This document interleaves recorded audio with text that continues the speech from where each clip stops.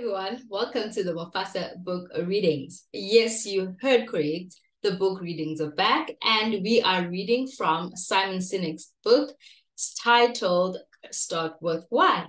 I hope you really enjoy the book, and let's get right into it. Chapter 6, The Emergence of Trust. To say that most of the company's employees were embarrassed to work there was an understatement.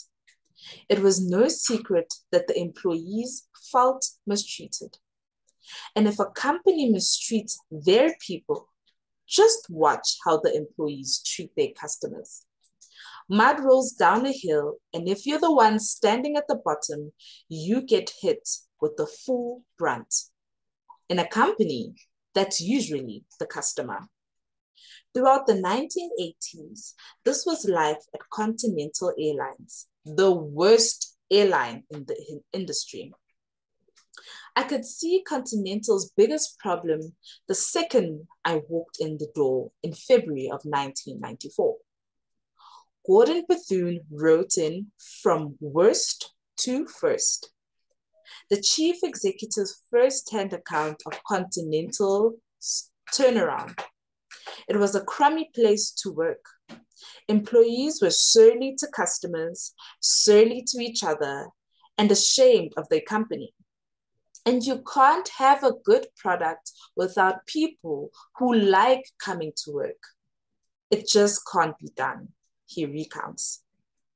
Herb Kelleher, the head of Southwest for 20 years, was considered a heretic for positing the notion that is a company is responsible to look after the employees first.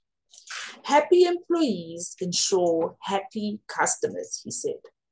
And happy customers ensure happy shareholders, in that order. Fortunately, Bethune shared this heretic belief. Some would argue that the reason Continental's culture was so poisonous was that the company was struggling. They would tell you that it's hard for executives to focus on anything other than survival when a company is facing hard times.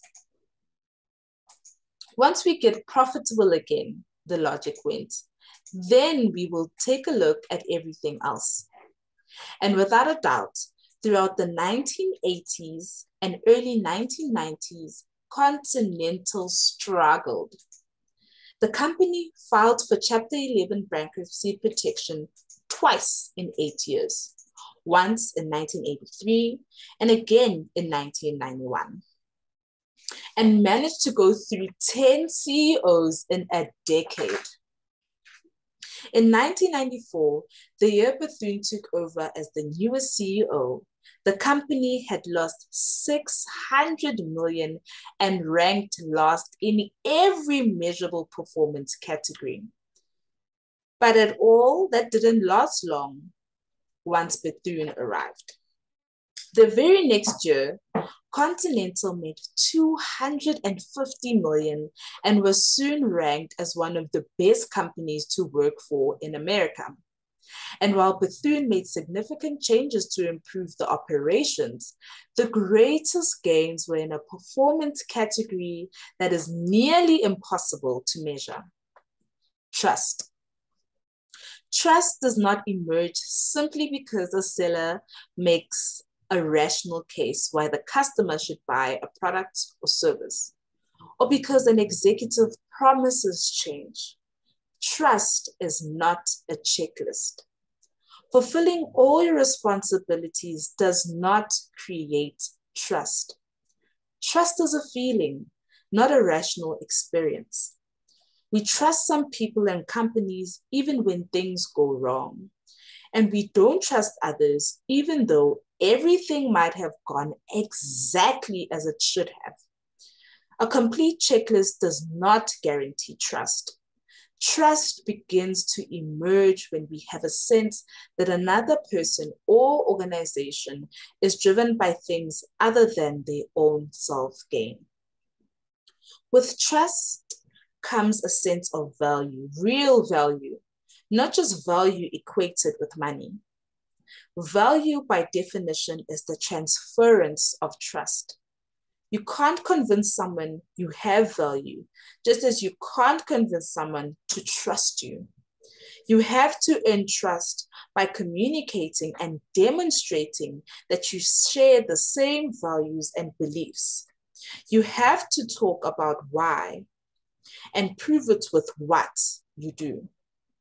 Again, a why is just a belief. Hows are the actions we take to realize the belief, and what are the results of those actions. When all three are in balance, trust is built and value is perceived.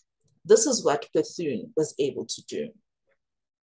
There are many talented executives with the ability to manage operations, but great leadership is not based solely on great operational ability. Leading is not the same as being the leader.